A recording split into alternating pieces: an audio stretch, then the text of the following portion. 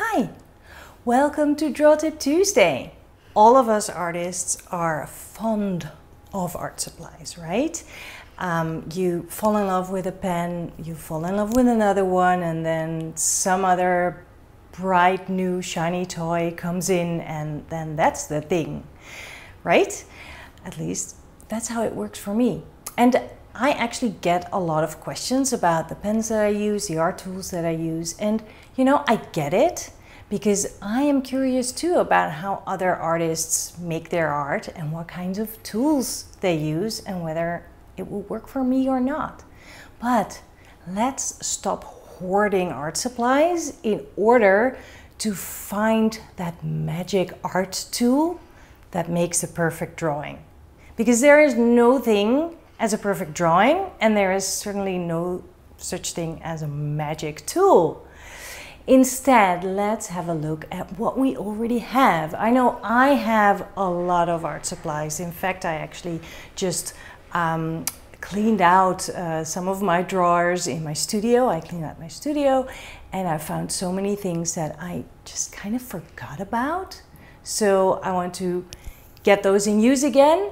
And if I don't like them, then at least I can, hand them over to someone who might actually feel really happy with that.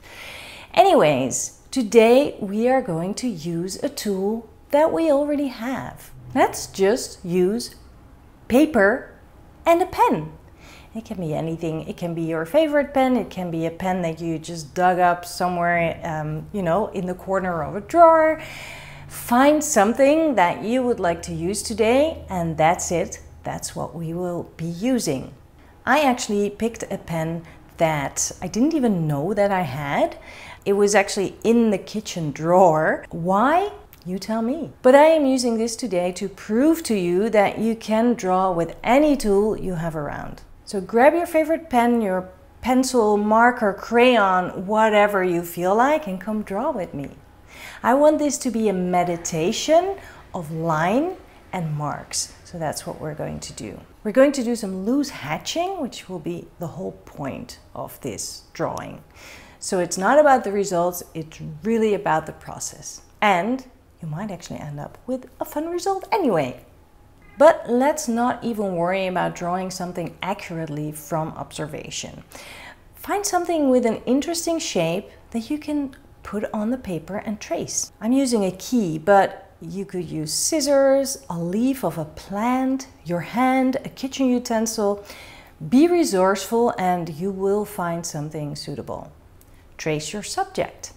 You can leave the shape plain as is, or you can add a little bit of detail, but not too much, because it is not about the details. And now the actual exercise begins. Around the subject, we are going to do simple mark making. Draw small hatching lines, following around the shape.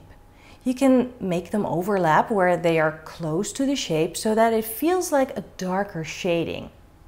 And the further they are from the subject, the further apart the marks are. It's quite a simple concept, but it's very effective and also very meditative.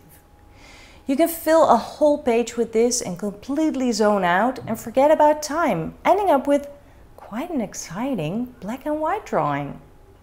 I really hope you will try this out, and if you want to share what you make, I would love to see it. So then share on social media using the hashtag DTT in action. And I'll see you next week. Bye!